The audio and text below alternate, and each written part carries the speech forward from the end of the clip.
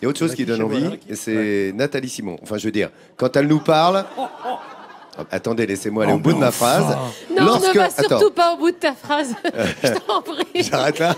J'ai vu que tu t'extasiais devant ce pâté lorrain. Voilà, c'est ça. Ça te donnait envie. Préparation, tu as envie de te ressourcer, de te relaxer. Oui, alors tu sais quoi? Et tu vas me parler d'une chose, oui. et vous allez bien voir, les cabanes dans les bois. Et ça me fait rêver depuis que je suis gamin. Les garçons, on fait des cabanes dans les bois pour inviter les filles. Certaines filles aussi.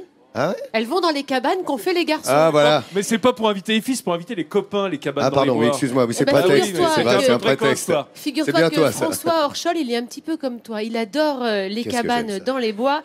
Et il y a 3 ans, il en a construit de ses mains 7 cabanes dans les bois pour que les petits, les grands et tous les lolos de la terre viennent profiter le temps d'un week-end des bienfaits de la nature. C'est une escapade zen que je vous propose.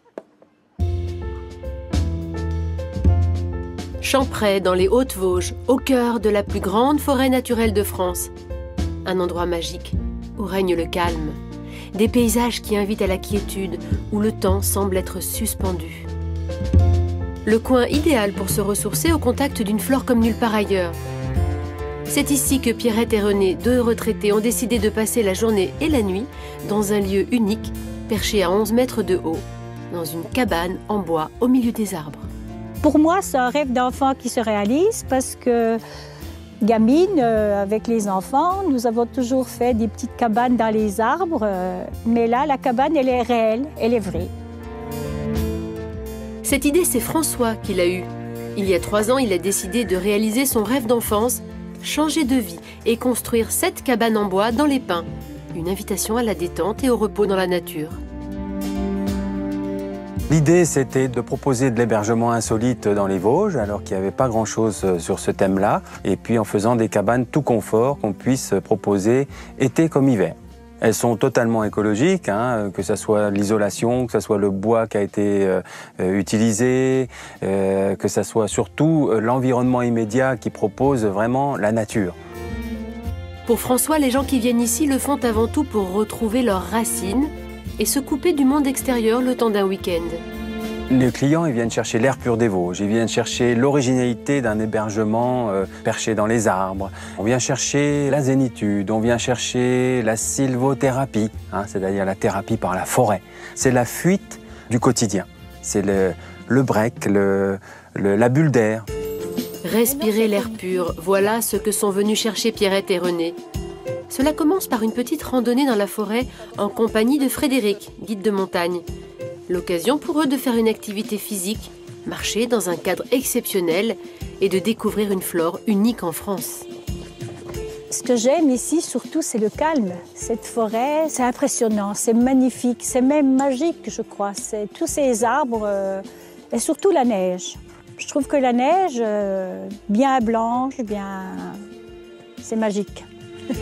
Tout en marchant, Frédéric leur explique la diversité de la flore dans cette forêt et leur apprend comment distinguer les différentes espèces qui peuplent ce milieu verdoyant.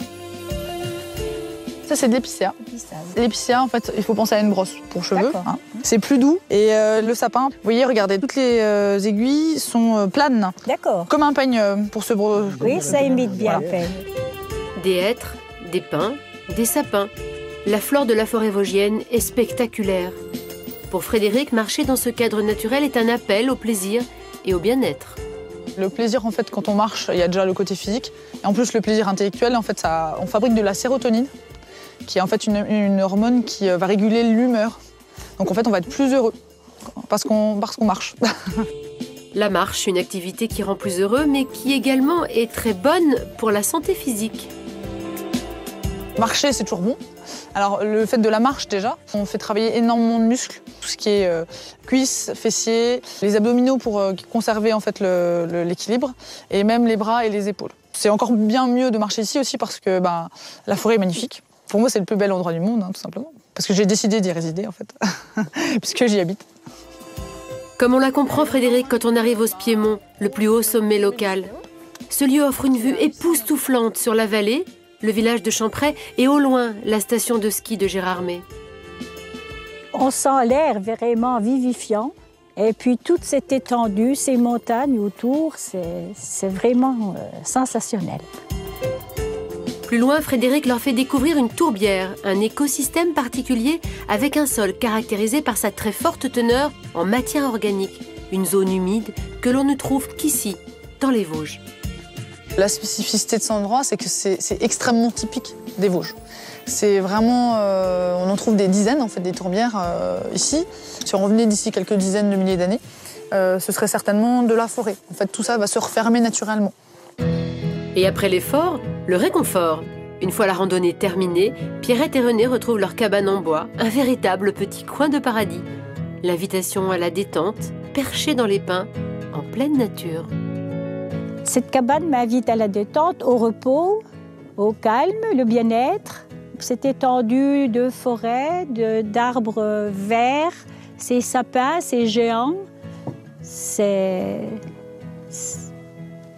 que du bonheur, ça laisse rêveur, ça donne envie de revenir et de rester même. Un moment privilégié, un instant de grâce le temps d'une nuit. Le repos du marcheur tant mérité dans un décor saisissant, au cœur de la forêt vosgienne. Moi, j'ai eu un véritable coup de cœur pour ces cabanes, pour ce sujet. C'est une vraie invitation à la détente. Ces cabanes, elles sont perchées, elles sont bien douillettes. On l'a vu quand elles sont comme ça, éclairées dans le noir. C'est chaleureux. Elles sont écologiques. Elles sont bien sûr chauffées. Vous n'aurez pas froid. Alors, c'est sympa parce que François a donné à chacune un nom assez évocateur. Par exemple, le repère, l'observatoire, la tour. Et c'est vrai qu'on a le sentiment d'être un petit peu la vigie dans la forêt quand on est dans ces petites cabanes. Il les a créés de ses propres mains. Évidemment, pas question pour lui d'abîmer la nature. Il n'a utilisé que des matériaux écologiques, du bois de mélèze, du bois de Douglas. Voilà, ces bois n'ont pas été traités et ils sont isolés naturellement. C'est évidemment de la décoration, regardez, 100% artisanale. Ça doit sentir bon. Ça doit sentir bon. C'est vraiment, elle a raison cette dame quand elle passe ce week-end et qu'elle dit que c'est une invitation à la détente. Ça donne vraiment à chacun envie de venir passer un jour, 2 jours, voire plus, peut-être une sorte de retraite dans cette forêt vosgienne et de bénéficier de cet effet forêt qu'on ressent ici dans les Vosges. Sylvothérapie, ouais, ils en parlaient, hein, c'est la cure de forêt en fait, sylvothérapie. Tiens, sans ça, Hélène, tu vas voir, ça sent bon les Vosges. Exactement, ça c'est une très belle initiative du département des Vosges. C'est forêt, c'est de l'arbre est née la forêt bien sûr, et surtout est née cette sylvothérapie qu'on retrouve dans un label qui est donc forêt et qu'on retrouve dans des produits alimentaires comme cette gelée au baies de sureau. C'est totalement bio, c'est fait entièrement ici dans une des fermes des Vosges. C'est le même esprit qu'on retrouve dans des produits cosmétiques comme ce savon au sapin qui est fait à base de sapin végétal. Hop, savon. Et c'est également le même esprit qu'on retrouve, et ça c'est génial, dans des hébergements qui sont labellisés forêt et qui mettent en valeur toute la forêt des Vosges et toutes les cultures et les produits qu'on trouve dans les Vosges. Là, il y a par exemple un sel à l'ail des ours, de l'ail des ours évidemment qui est récolté dans les Vosges. C'est une vraie belle initiative et c'est l'effet Vosges pour tous que veut le Conseil général, et ça c'est génial. Je rappelle le miel de sapin des Vosges. Le seul à être d'appellation d'origine protégée avec absolument. le miel de Corse. Vraiment extraordinaire. Un arôme extraordinaire. Si vous passez ici, il faut prendre du miel de sapin des Vosges. C'est la vertu de la forêt, hein, regardez. Voilà, et là, quand on est ici, évidemment, c'est près de 50% de forêt dans les Vosges, moitié résineux, moitié hêtre et chêne, c'est-à-dire feuillu.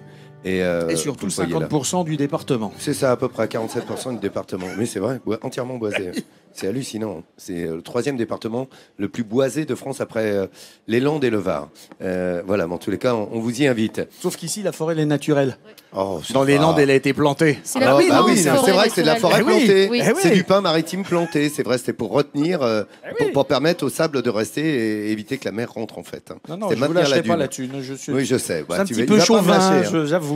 Vous avez vu comme il est. C'est un Vosgien, c'est un pur souche celui-là. Il ne va pas me lâcher.